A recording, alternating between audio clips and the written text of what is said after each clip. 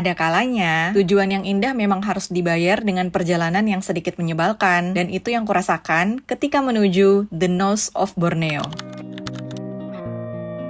Tepat sebelum pukul 10 pagi itu, aku mulai meninggalkan Tanjung Redep dan memulai perjalanan 269 km menuju Biduk-Biduk. Awalnya semua berjalan biasa aja, jalanan cukup nyaman, sesekali berpapasan dengan truk-truk besar dan banyak sopir yang baik hati memberi isyarat kapan aman untuk menyalip. Hal-hal kecil yang selalu bikin perjalanan panjang terasa lebih tenang, sampai akhirnya Maps menyuruhku belok ke arah kiri. Karena jalannya terlihat lebih lebar, aku langsung mengikuti arahnya tanpa curiga. Tapi semakin jauh, jalannya justru berubah jadi tanah kerikil, penuh debu, dipenuhi truk perusahaan, hingga semakin dalam masuk ke jalur perkebunan yang sepi. Hampir setengah jam aku tetap berjalan sambil terus meyakinkan diri kalau mungkin memang beginilah jalan di Kalimantan. Tapi lama-lama aku mulai bertanya-tanya juga, apa ini jalur yang benar? Akhirnya aku memutuskan putar balik dan bertanya di sebuah pondok yang sempat kulewati. Ternyata jalur itu memang bisa tembus ke tujuanku dan bahkan lebih cepat, tapi kondisinya memang akan terus seperti itu sampai keluar dari kawasan perkebunan, dan itu masih belasan kilometer lagi. Mendengar itu, aku langsung memilih kembali ke jalan utama. Memang lebih memutar, tapi rasanya jauh lebih aman, dan ternyata aku mengambil keputusan yang benar. Tidak lama kemudian, hujan turun dan menjadi semakin deras. Jalan utama saja mulai licin dan berlumpur, apalagi kalau tadi aku nekat masuk jalur perkebunan.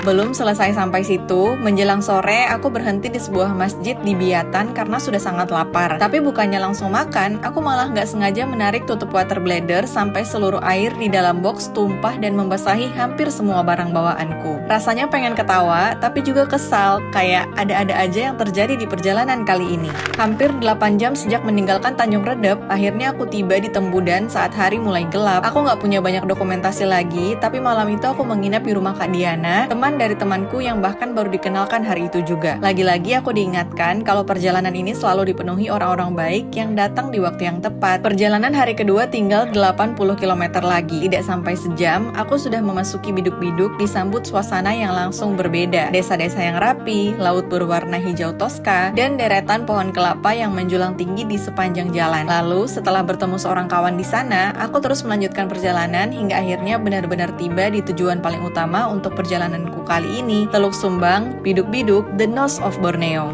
Hampir 3 bulan aku dan Riko menjelajah Borneo, rasanya campur aduk antara bangga karena berhasil sampai sejauh ini dan rindu rumah yang mulai sering datang diam-diam. Tapi mungkin memang begitu arti sebuah perjalanan. Semakin jauh kita melangkah, semakin kita belajar bahwa setiap tujuan indah selalu meminta sedikit keberanian, sedikit kesabaran, dan kadang sedikit nyasar juga.